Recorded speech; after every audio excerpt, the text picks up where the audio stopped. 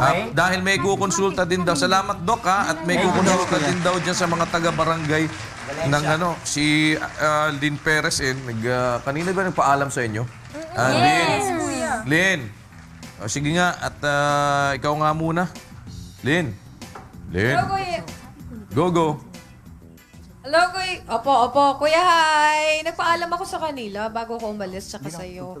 Andito na nga tayo sa Barangay Valencia dito sa Quezon City. At nakakatuwa kanina, dumating tayo, wala masyadong tao.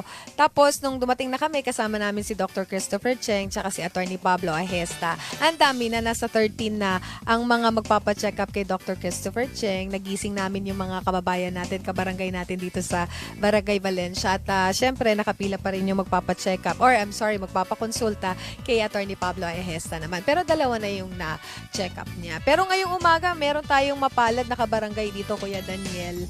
Dahil itong si Tatay Ruben Taneza, no? Teneza, ay 2 beses nang na-stroke.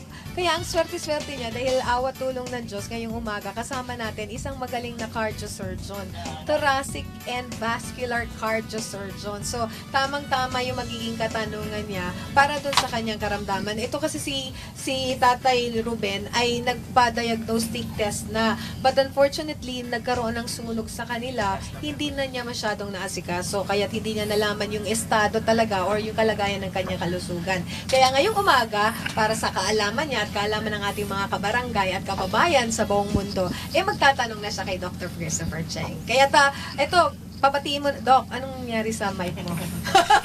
Good morning, Doc Chris. Hello, magandang umaga sa inyong lahat. Magandang umaga, Kuya. Yan. Ito si Tatay Ruben, babi ka rin tayo. Magandang umaga po sa inyong lahat. Doc, sa inyo po. Okay, si Dr. Cheng, hindi mo na kailangan pumunta pa sa clinic at magbayad ng mahal. Ito, libre yung konsultasyon niya. Doc, ito po, may mga diagnostic tests siyang pinakita.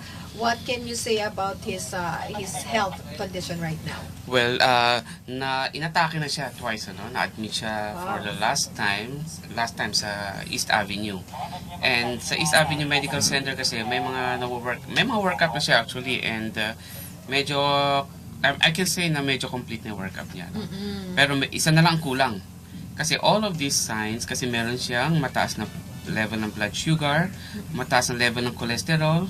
Although hindi siya smoker, meron sa kidney niya, mukhang meron na rin, may tama na rin, ano? So, meron daw siyang mataas na blood pressure.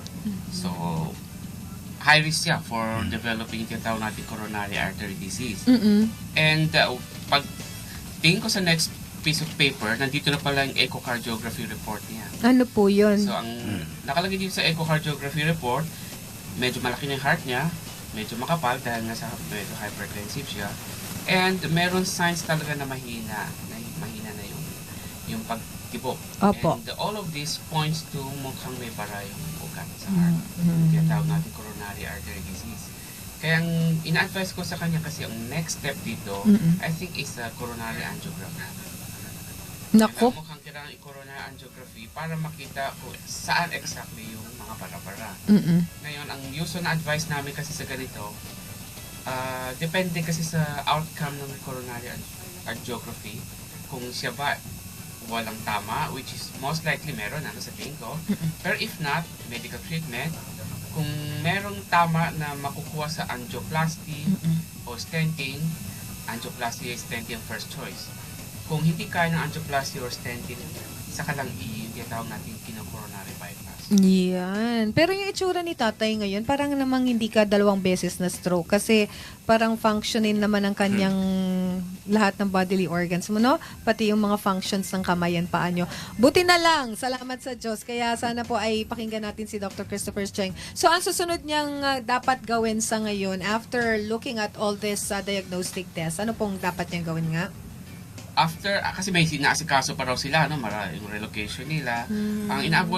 As advice ko sa kanya, kasi may mga list of medications na siya, pero ang mga medications na ito are more or less pang-control ng blood pressure, pang-control ng cholesterol, temporary lahat ito. We have to fix the problem if there is some problem. Okay. Alright. Salamat tayo ha. Thank you po. Anyway, nire-refer ka na namin kay Dr. Cheng para wala nang bayad ang lahat ng mga consultations mo sa kanya. Lahat, Doc, ha? Wala, oh. Ay, wala talaga. Ayan, at para maging pasyente ka na ni Dr. Cheng at matuluyan ng magamot ang iyong karamdaman. Huwag niyo nang patagalin, hatay. Opo. Okay, salamat po ng marami, kuya. At patuloy nga natin isinasagawa yung ating medical and legal mission. Nagpapasalamat tayo syempre sa barangay captain nila dito sa Barangay Valencia na si Barangay Captain Maria Ana Millanado na ngayon po ay nasa Lakbay Aral Seminar sa Antipolo. Pero kahit wala sila, kuya, ay sinaladar naman nila tayo ng maayos na maayos dito po sa kanilang barangay hall. At syempre, binabati ko lang ng happy birthday si Bradino Hilario. Happy birthday po. At yun nga, kuya, tomorrow, God willing, medyo magiging malayo yung ating pupuntahang barangay kasi dyan tayo pupunta sa barangay Bagong Bayan sa Taguig sa may south area. Kaya hindi ko alam kung maaga akong aalis dyan sa bahay ni kuya para makarating tayo doon dahil talagang napakarami po na nagre-request din ng legal and medical mission natin doon. Ang dami ring mga napuntahan natin, kuya, na nagre-request na balikan natin sila dahil nga dito sa mga serbisyong na ipagkakaloob natin sa kanila na tingin po nila awa tulong ng Diyos ay nakakatulong ng malaki. So, yan muna po ang ating update dito po sa isinasagawa nating ikonsulta mo sa Barangay Legal and Medical Mission dito mismo sa Barangay Valencia, Quezon City. Ayan, back to the studio, kuya. Salamat, Lynn Perez. Sakay po ng ating one and only UNTV Radio Mobile Booth dyan sa Barangay Valencia, Quezon City.